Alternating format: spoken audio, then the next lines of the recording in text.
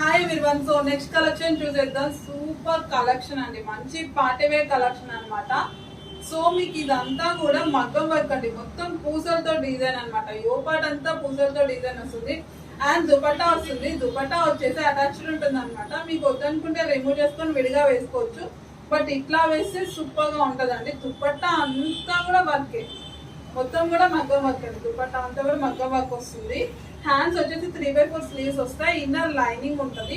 So మీకు ఇది belt కూడా వస్తుందండి. హిప్ బెల్ట్ కూడా వర్క్ అండి, మొత్తం పూస వర్క్ అనమాట. Yellow colour combination. సో ఒకసారి చూసేయండి అసలు. సో ఇదనమాట.